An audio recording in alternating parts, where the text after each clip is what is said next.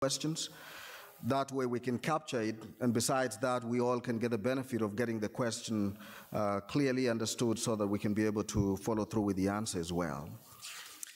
As we settle down, I just want to introduce our next speaker, Dr. Yang Lau. The title of his presentation says, "I Should Know Better, Lessons from the Adventist Health Study." Dr. Lau is a professor and division director of pediatric cardiology at University of Alabama at Birmingham. He holds the Thomas N. Carruthers Jr. Endowed Chair in pediatric cardiology. His clinical areas of interest include pediatric and congenital cardiology, and he subspecializes in the diagnosis and treatment of cardiac rhythm disorders. He is grateful for the whole person care emphasis he learned at Loma Linda University. Dr. Yang, you're welcome, sir.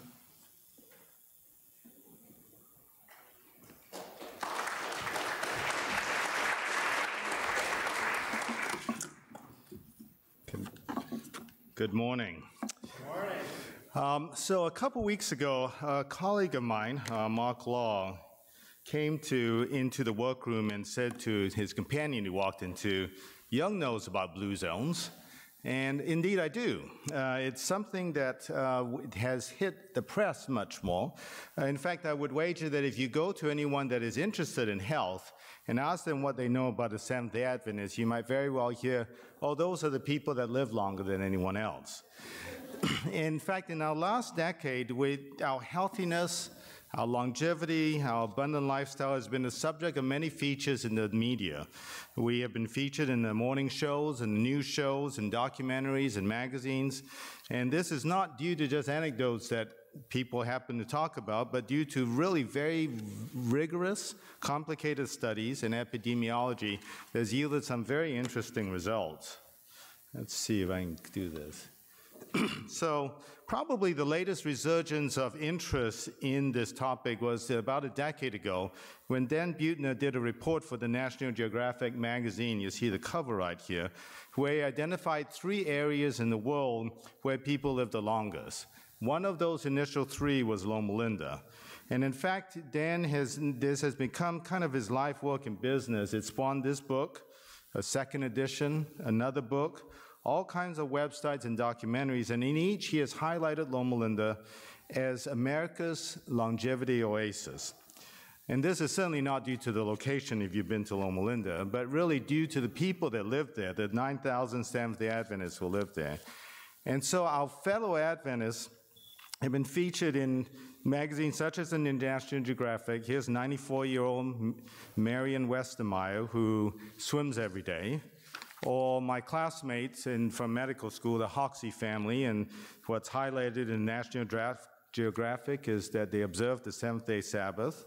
Or the Rumsons, who go to church every Sabbath in the morning, go for an afternoon hike and a dirt bike ride on Sunday. And 100-year-old Margie Ratjen, who just at this time got recertified to drive for another 5 years. Quite something. There she is right there. So there was a landmark article done in the JAMA Internal Medicine, one of the more prestigious internal medicine articles that came out in 2013 and spawned another bunch of public press about the Seventh-day Adventists. Here is one article in the Wall Street Journal, which looked at where they talked about tracking 73,000 members of the Seventh-day Adventist Church and the fact that they live almost 6 years more. And then here's the pictorial from Newsweek magazine about longevity. And so they look at things like the fact that if you start school after the age of 6, so if you don't eat all those soft drinks that Dr. Martin was talking about. But way up in the top right there is that one pic graphic, you are a Seventh-day Adventist. And so that's one of the things that one can do to live longer. And so why is health so much a part of Seventh-day Adventism? Well, the health message has been a part of our heritage from almost the very beginning. And Ellen White can be really credited for the one who insisted it be part of the health message. What I found very interesting is when you look at the timeline of our denomination, when the health message actually began in our church. So here in 1844, groups, this is a picture of Ascension Rock on the Miller farm, but groups known as the Millerites gathered to await the second coming of Jesus, October 22nd, 1844. And when it became obvious that there was a colossal mistake, the group continued to study the Bible very seriously and evolved into our church. And in those early years, what the group did was really cull through all of the various belief systems within Christendom to develop what became the unique Seventh-day Adventist synthesis.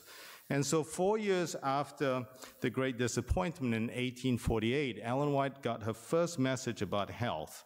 She didn't do anything about it at that time. A lot more was going on, because around 1848 was also the time that the group became convinced that the seventh day was a Sabbath. And so Sabbath conferences started. In 1860, the group had grown to the fact that they needed a name. And so a gentleman by the name of David Hewitt suggested the term Seventh-day Adventist. And so we became known as Seventh-day Adventists.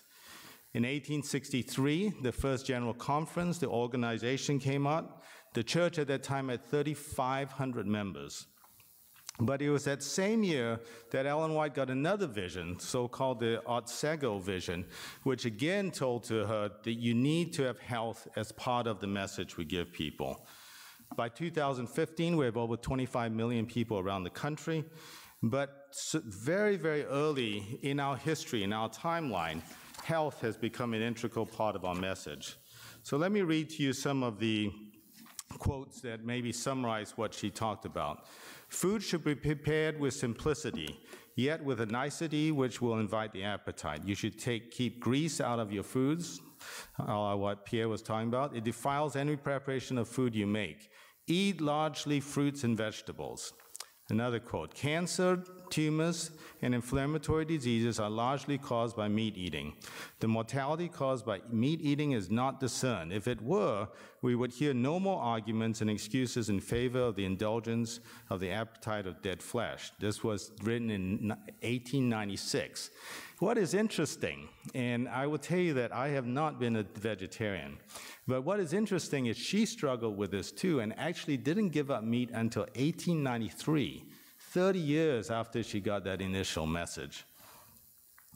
Fruits, grains, and nuts and vegetables constitute the diet chosen for us by the Creator.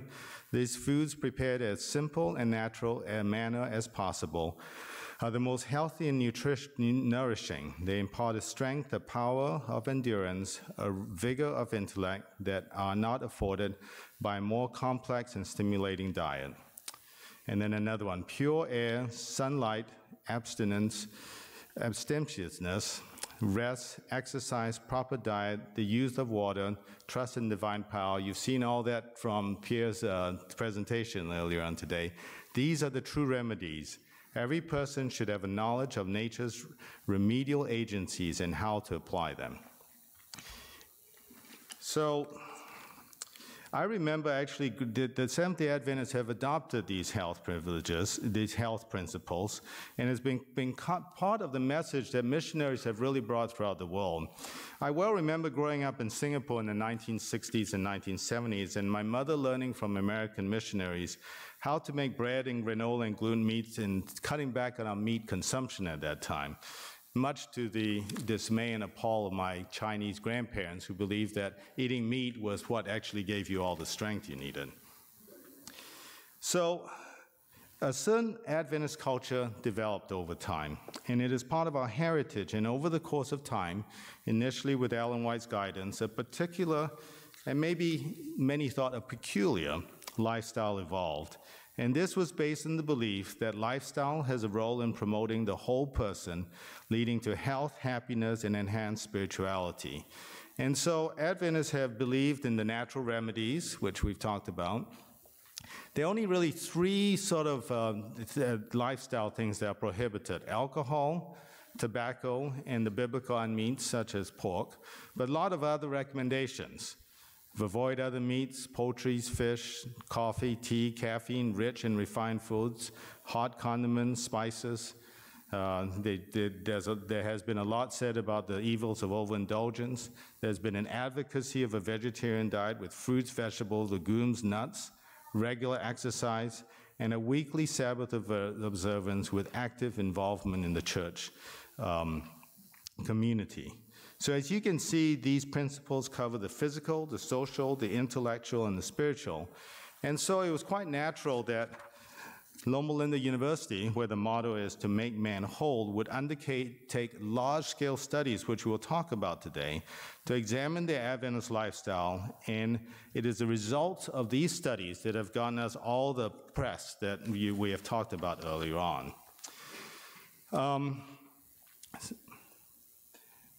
Several years ago, I don't know how many of you remember Kara Thompson. Kara Thompson worshiped with us with her family when her husband was in dental school. This is Kara's grandfather. He was an early pioneer in nutrition research, obviously a brilliant person. Born in India, he went to Pacific Union College, got his medical degree from Loma Linda, got a doctorate in public health from Harvard, and then when Loma Linda needed a school of pharmacy, he went back and got his PhD in pharmacy at Stanford. So in 1951, the story is told that he was doing his research on the adequacy of vegetarian diet. There was a lot of talk that a vegetarian diet was not adequate. And so he stood before his PhD committee, and a member asked him, does a vegetarian make an appropriate investigator for this type of study? And Dr. Harding replied, would a non-vegetarian be any less prejudiced? Quite a wit. Even within Loma Linda, a dean of the school there at Loma Linda said, I wish you would change your area of study, because what if you find that the diet of vegetarians are deficient? It will embarrass us. He reportedly replied, if the diets are deficient, we should be the first to find out, not others. And this pursuit of truth, no matter where it leads, is something Carmen and I heard over and over again when we were at Loma Linda. And really, it's a philosophy that is at the very core of Adventism. And so what I'll be presenting today is some of the data gleaned from the Adventist health studies. There have been a number. And I think exemplifies this pursuit of truth no matter where it leads. Now, you heard from my introduction, I'm a pediatric cardiologist, which means I'm not an expert in this area at all. I deal with sick kids. I don't really deal with prevention for it. But, this is something that has fascinated me, because the hand of God's obvious guidance in the time, this gift of the health message we have, has now been proven in scientific literature to lead to a full, abundant, and joyous life. And even though I cannot tell you the veracity of all the studies that have gone on, and the epidemiologists could, what I can tell you is that there have been lots of studies that have been published in very well-known journals and have undergone the rigor of peer review that Dr. Martin was talking about earlier on. So we Adventists have been studied for about 60 years now, starting in 1958 with the Adventist mortality study, then the Adventist Health Study 1, and now the Adventist Health Study 2. It's a pretty impressive array of studies. So the first one just looked at mortality.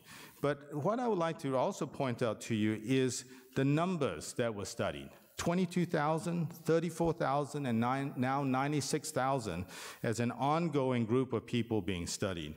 Early on, they were all white, all California Adventists. And now there are 96,000 from the 50 states of the United States, as well as Canada, and 65% of them are white. So a much more diverse population than what they've had in the past. Carmen and I are participants of the Adventist Health Study 2. I don't know if any of the rest of you are. So the mortality study was the first one. And what they found was that Adventist females lived 4.4 years longer, males lived 7.3 years longer. But if you were vegetarian and female, 6 years longer, males 9 years longer. They found significantly lower rates of lung cancer, colorectal cancer, coronary artery disease, but no real difference in breast cancer, prostate cancer, lymphomas, or leukemias. And so the question at the end of this study was, okay, but why? And so the pursuit of truth continued. This is the study that, this second study, this Adventist Health Study 2, just so that you can see, 96,000 of us participate in it. Most of them are probably like me, right? Non-vegetarian. 50% are. 28% are lacto-ovo, they eat eggs and dairy. 10% eat only fish, besides the only meat, and then 8% are vegan. There's also a wide variety of consumption of soy consumption. And one of the things they wondered about was whether soy was the reason that breast cancer and prostate cancer was less in China or in the Asian countries than the US. That hasn't really been shown to be true yet.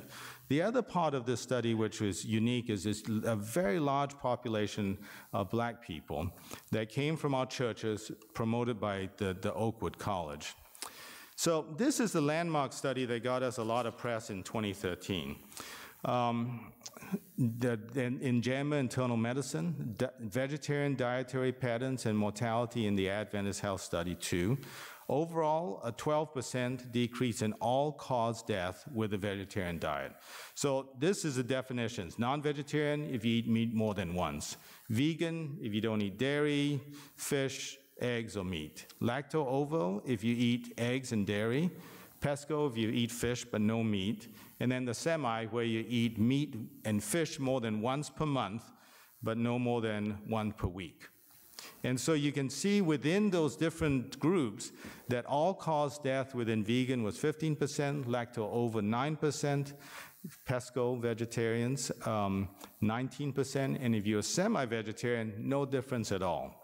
They also found a decrease in cardiovascular disease, non-cardiovascular disease, renal disease, and endocrinology. And the benefits were much larger for men than they were for women. If you have a vegan diet, they seem to be protective against these diseases. If you were lacto-ovo, not only those diseases, but also there was a decrease in mineral bone loss in older women, and there was a decrease in cancer in the GI tract. So pretty impressive results, but what about specific foods? So in the Adventist Health Study, they've looked at very specific foods controlled for all the other variables that are out there. So fruits and vegetables, more than 2 a day versus less than 3 a week. 70% fewer lung cancers in non-smokers. Half the risk of stroke, protective against other cancers. How about legumes? Beans, black-eyed peas, red beans, kidney beans. If you eat it more than 3 times per week versus less than once per week, you get a reduce of colon cancer by 30 to 40%, reduce in pancreatic cancer, reduce in hip fracture. How about whole grains? If you prefer whole wheat bread over white bread, and you looked at this variable, heart attacks, with whole wheat bread, your risk of a non-fatal heart attack, a definite non-fatal heart attack, was lessened by 44%. Definite heart attack, lessened by 11%. Nuts. This was really one of the most important findings, because nuts have a lot of fat and as well as a lot of protein. But what they found was that if people ate more than nuts, a handful of nuts, more than 5 times per week, longevity of life by 2 years, it decreased coronary artery heart disease by 26% if you ate it 1 to 4 times a week, and by 41% if you ate it more than 4 times a week.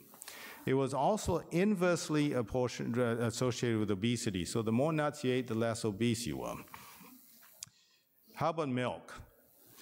Well, the preliminary evidence is that it seems to increase risk of prostate cancer and breast cancer, but that isn't definitive yet. Studies are ongoing. And the other surprising finding is it seems to be protective against colorectal cancer, not something that we would have thought of. Soy, well, soy is one of those interesting ones. Like I told you, they went into the study thinking that high soy consumption would mean less prostate cancer and less breast cancer. That hasn't been found to be true. What they have found is if you eat too much soy, you're more likely to have hypothyroidism if you're a woman. On the other hand, you have lower odds of osteoporosis, and it seems to have no effect at all on coronary artery disease. Meat. Now, I don't know about you guys, but that actually looks pretty good to me.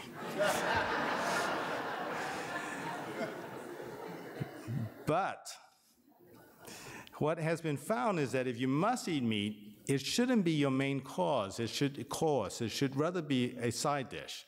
And that's what they found also in the China study. If you eat meat, there's a higher risk of colon cancer, higher risk of bladder cancer, higher risk of all-cause death rate. You're 29% more likely to develop diabetes. And if you eat processed meats, 38% more likely to develop diabetes. If you have long-term consumption, 74% increased risk of getting diabetes. And if you have a high intake, there's a high prevalence of degenerative arthritis and soft tissue disorders. Here, when they actually delved into it, and this to me was actually quite frightening and actually quite fascinating. If people ate red and white meat, okay, and they adjusted this study for age, sex, obesity, exercise, parental history of colon cancer, smoking, alcohol, and aspirin. As we heard, aspirin is good for us. But if they controlled for all of that, if you ate meat but less than once per week, your risk of colon cancer went up 50%. If you ate it 1 to 4 times a week, 85%. In those people that ate red meat without eating white meat, you can see those numbers. It increased 38%, 77%, and 98%. And if you ate mainly white meat and very little red meat, less than 1 a week, 55%. 1 to 4 times a week, 237%. Go over 4 times a week, 174%. This was staggering to me. I really found that tomato consumption, another one that surprised them. If you eat tomatoes more than 3 to 4 times a week, in women, reduce all ovarian cancers by 70%. And if you eat cooked tomatoes, it reduces the risk of prostate cancer. Water. Pierre was talking about how we should drink more water. Well, if you drink only 5 to 6 glasses a day, which is less than what you were talking about, you reduce the risk of fatal heart attacks by 60 to 7%. So in caring for the whole person, diet is only part of the lifestyle that affects our health. What about church life? Well, if you were to look at church life, one of the things they looked at was church attendance, and the other was holding church office. Lots of data in this chart. Everything was compared in church attendance to those that attend 3 to 4 times a month, okay? So if you attend only 1 to 2 a month and you're a man, you increase your risk of dying from coronary heart disease by 37%. But if you're a woman, you increase it by 103%. Church office. So the categories are never hold church office, occasionally hold church office, often hold church office, or nearly always hold church office. The Dyers are not here today, but I thought of Tom and Charlotte, right? They've been our brilliant treasurers for many, many years. So if you look at coronary heart disease and death from coronary heart disease, Tom really benefits from being a treasurer. His risk goes down by 58%. Charlotte, not so much, right?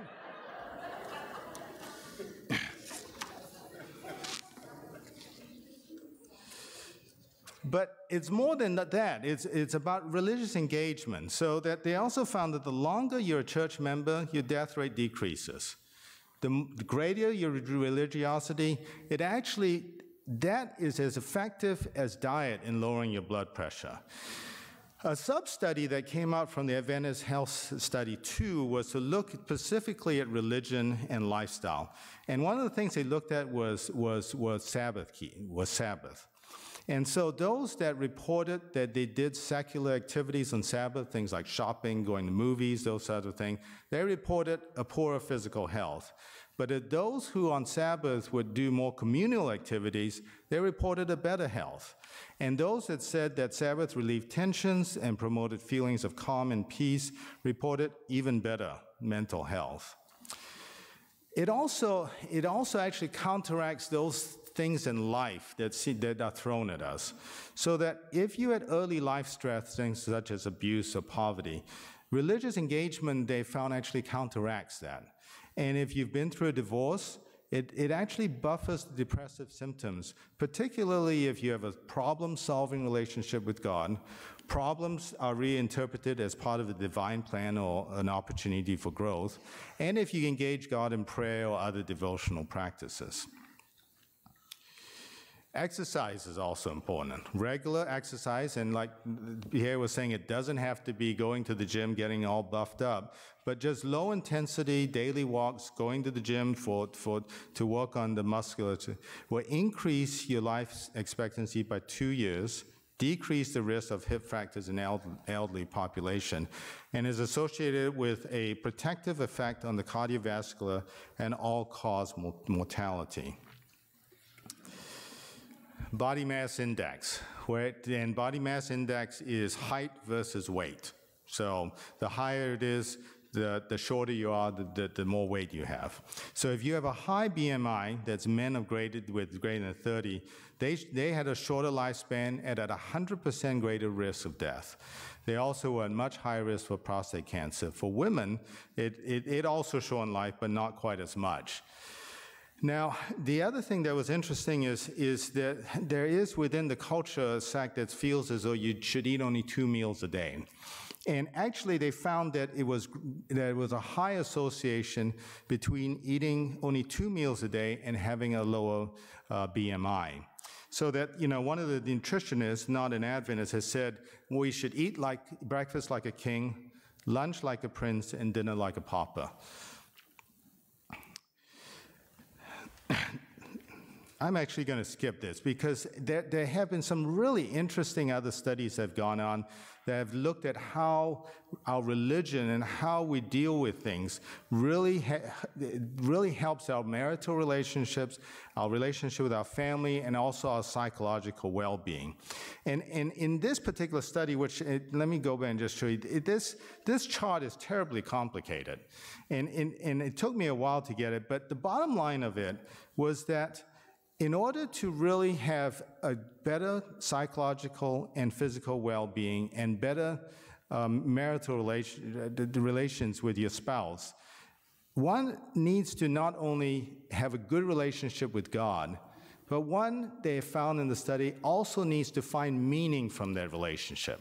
In other words, if one only concentrates on our own salvation without finding meaning for the here and now, it actually adversely affects our relationship within our families and our own well-being. But if we find meaning by being a giver rather than a taker, if we look for things that provide solace and comfort and stability now in the day-to-day of what we do, those things actually do help us a lot. And so let me summarize what all of this means by going to Dan Buettner. And he has a website called Blue Zones, because I think it's really quite interesting that to get an quote-unquote outsider's perspective to this, someone that's come in from the outside and looked at it. And if you go to his website, bluezones.com, you look up Loma Linda and talk about the practices that really help, on the very top of his list is this one, find a sanctuary in time. 24 hours for us to unplug, to focus on God and family and camaraderie and nature. We need to remember that the Sabbath was made for us and not us made for the Sabbath. It's so much more than worshiping on the right day. I think we really should rejoice in this tremendous gift God has given us. But we also need to guard it. I think that part of the studies have shown that, in the past, we may have distorted this gift. We may have made it a requirement, a tool for judging others. But maybe we've swung too far in the other direction. Maybe we need to really guard what we do on it, because if we really use the Sabbath as a time of rejuvenation, I think in some ways we will gain all the abundance that God has designed for us to gain from the Sabbath. So number 2 in this is maintain a healthy body mass index. That's associated with lower blood pressure, lower cholesterol, less cardiac disease. Get regular and moderate exercise. This picture, by the way, is Carmen and Sarah walking in the Scottish Highlands. Spend time with like-minded friends. Got this picture off Facebook. Social support is so important to us as we deal with the many storms that life sends to us. Snack on nuts 5 times a week. And at least 4 other studies outside the Adventist Health Study have also confirmed that how good nuts are for us, both for our health. Give something back. Having a purpose in life definitely staves off depression and other feelings of being blue. Eat meat sparingly, if at all. Consume fruits, vegetables, and whole grains. It's been found to be protective against a bunch of cancers. And this one, eat an early, light dinner. This seems to promote better sleep and lower BMI, and drink lots of water. So the question comes, how then should I live to enjoy an abundant, joyous life that God intends for me? You know, for me, it's probably an answer that should be hardwired in my DNA as a 3rd-generation Seventh-day Adventist, but honestly, one that I've too often ignored. I should know better. The answer from these studies are clear, and as one of my colleagues likes to say when faced with complex questions, any fool can see, to live a full, abundant, healthy, joyous life, one needs to live like an Adventist.